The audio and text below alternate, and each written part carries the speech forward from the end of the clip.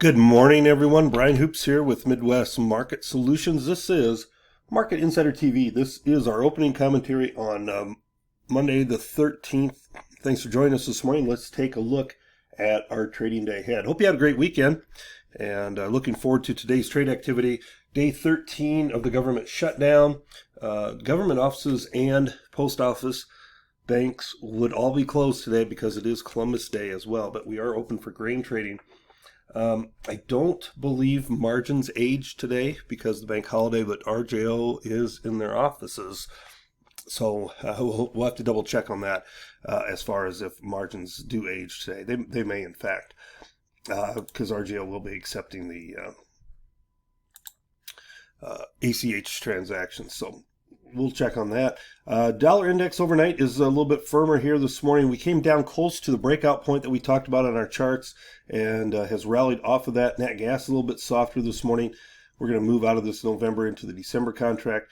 Crude oil was one time was about $1 higher in a little bit of a recovery, but it's stalled around the $60 mark. There's a lot of resistance. It's trying to get back into that trading range it broke out of, but I think it's going to struggle here, and I don't think we're going to see the market be able to do that. That's my opinion. I think the fundamentals are too weak. Seasonals are kicking in, trading lower as well for that crude oil, and they are for nat gas as well, by the way. Stock market, a big recovery overnight. We are well off of session lows. 130 points from Friday's lows, seeing a nice recovery there. Gold and silver, look at these markets, crazy. Gold up $95, silver up $2.50. Wow, that is some big moves. Corn a quarter cent higher overnight, beans up 2 3/4, and the wheat is down 2 to 3 cents on some lack of any type of bullish inputs at all for that wheat market. All right, let's get into it. Check us out at our website, MidwestMarketSolutions.com. So news-wise, there's better chances of rain in the forecast for northern Brazil and for Argentina. It's really key that they get some rains here. It's been fairly dry, and they are in their planting window, so they're starting, and they would welcome some moisture, just like you would here in the United States. Just don't want those delays to become lengthy. Now, on Friday, of course, the big news was tensions between the U.S. and China. High and getting worse on Friday. President Trump called off the meeting between he and President Xi, and that really put some selling pressure against soybeans. They dropped sharply on Friday. Now, we did show a little bit of stability overnight as tensions may be easing just a little bit, but optimism for a trade agreement is very low right now.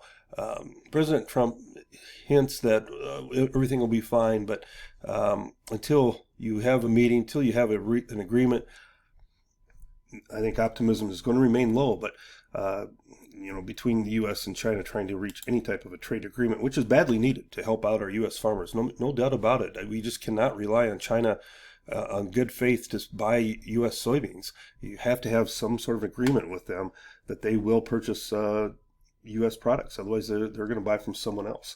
Harvest progress and lack of any bullish inputs is weighing on values as that harvest progresses. Now, we won't have the crop progress because of the government shutdown, but we do believe that soybean harvest should be close to 60% and corn near 40% complete.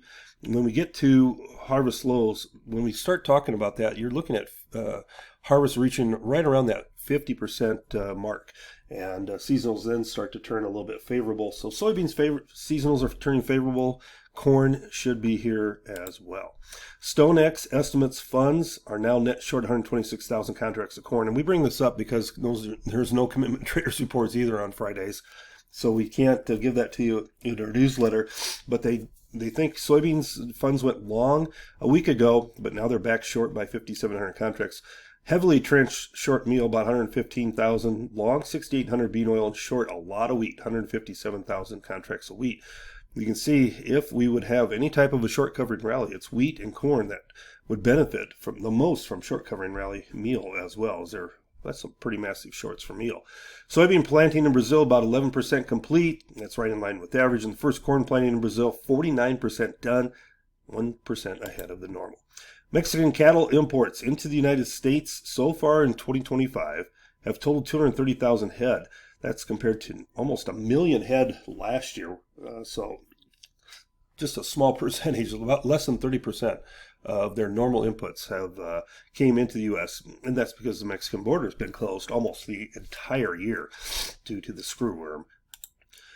Week-to-date cattle slaughter, 537,000 head. That's down 12,000 from the prior week and well down from last year. What's that, 44,000 head from a year ago? That is helping to prop up our box beef.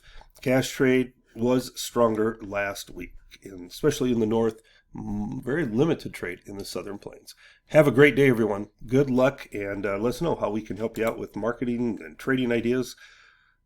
Have a good day, good luck, and we'll talk to you soon.